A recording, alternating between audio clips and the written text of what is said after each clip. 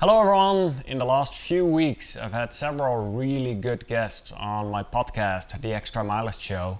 And in today's video I thought it might be helpful to actually summarize a few of the things that I've personally taken away from watching all of these videos. I personally do these interviews so I can learn from it for my own training, but then again, I think there's so many different runners out there who can improve in their training and their racing. So for me, this is also a way to help share some of my learnings with others out there.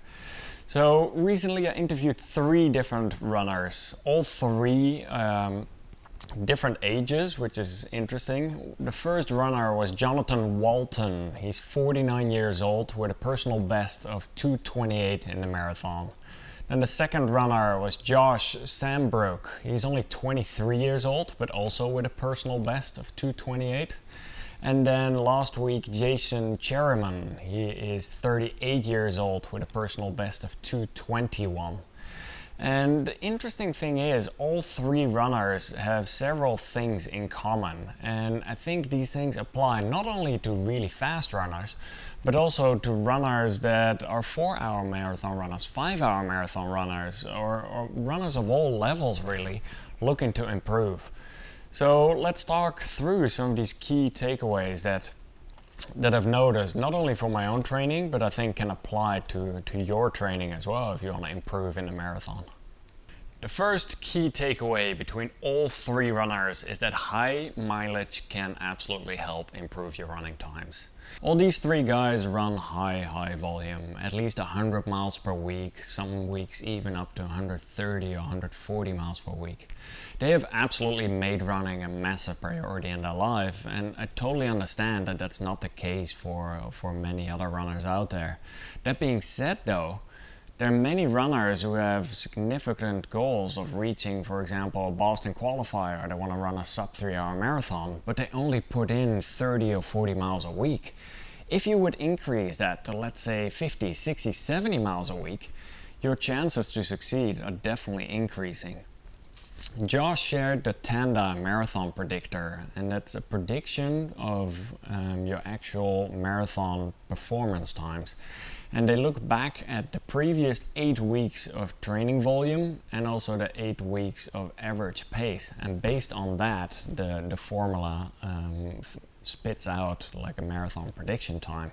And you absolutely see through this formula as well that an increase in training volume really helps with marathon training time. So for myself, in my next training block, if I'm considering racing again at the end of this year, and if I truly want to break a PR, I do think increasing that training volume, even for me, would significantly help.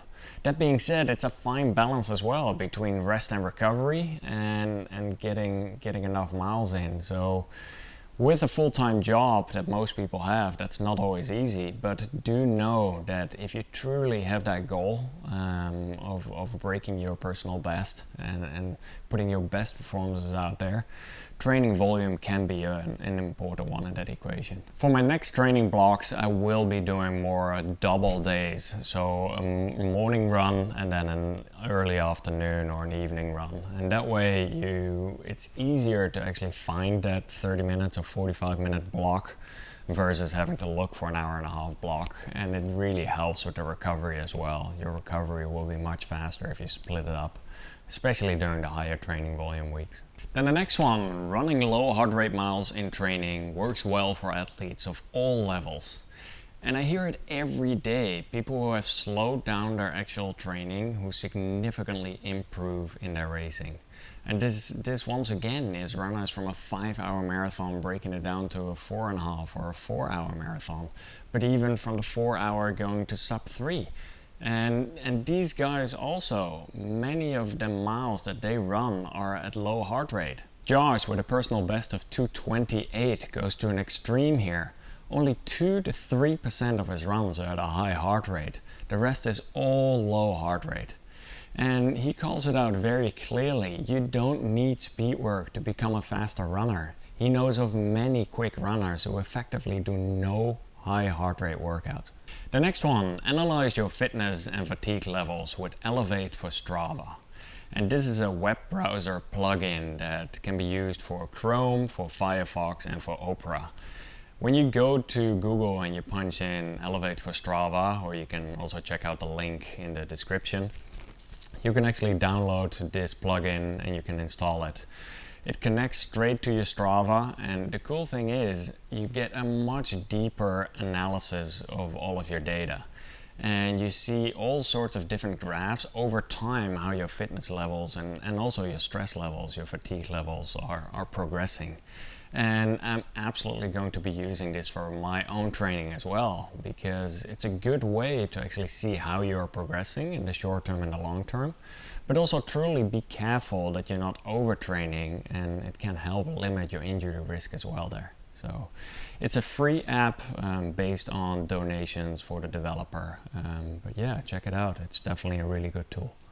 Marathon tapering is very important. Most athletes know that actually reducing the training volume several weeks before training will help improve their race results. But Jason explained it very well. If you taper for, let's say, 2 to 3 weeks, your overall fitness level is going to go down by about 10%. But then what happens with your stress level, the overall stress balance is going to have a positive output of 20 to 25%. So your net result of a reduction in overall fitness level, but an increase in stress balance, is going to significantly help with your performance. Too many athletes focus on the part of keep running and putting in more miles, where it's more short-sighted. I think you got to take a step back, look at the bigger picture, and see that the overall output is going to be much higher. The Elevate app for Strava can help show some of this data for you as well.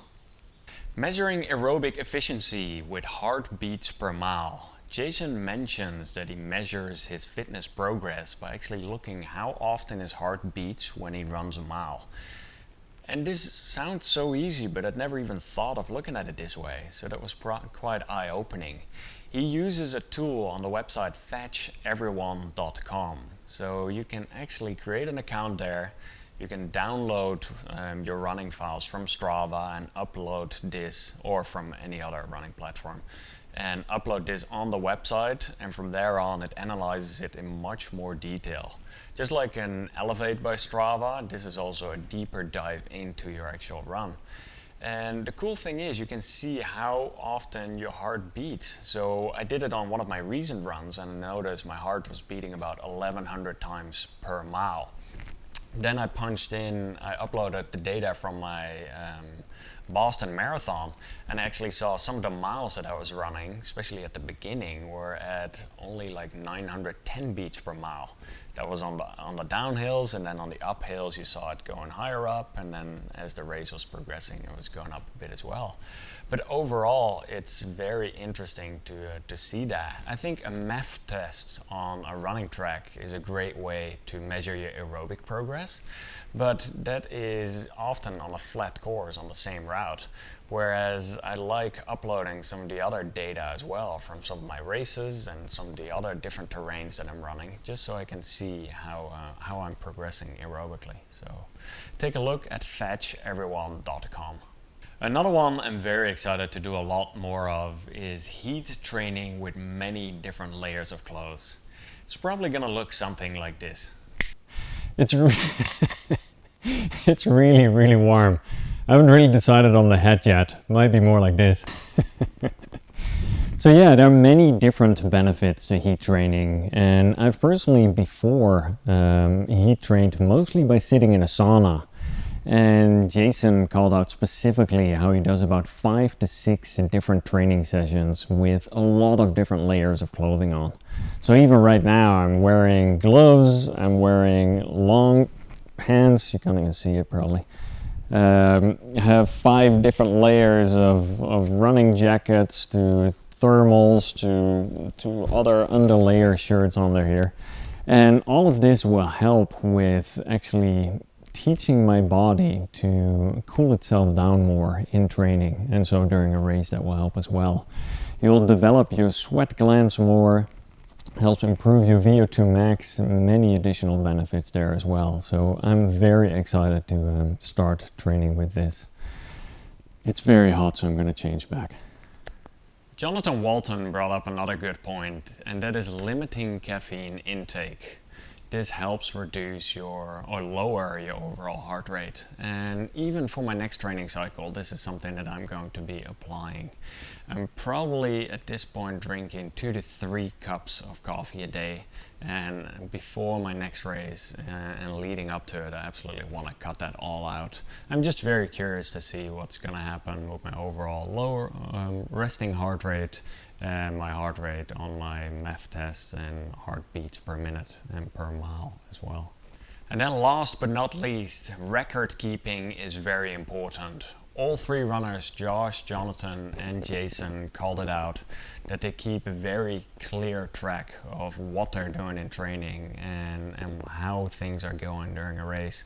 They write down all of the different things and then they analyze it afterwards as well, and that's how they continuously improve. I've been writing down quite a bit myself as well. I track a lot of the runs in Strava. But in my next training cycle, I am going to be focusing more on that, also using some of the tools mentioned in today's video. I'm very curious to hear from you. What was one key takeaway from these recent podcasts that you're going to be applying to your own training and racing? Please let me know in the comments. Also, many more videos are coming up soon, so make sure to subscribe and stay tuned. Have fun out there on your runs. Later.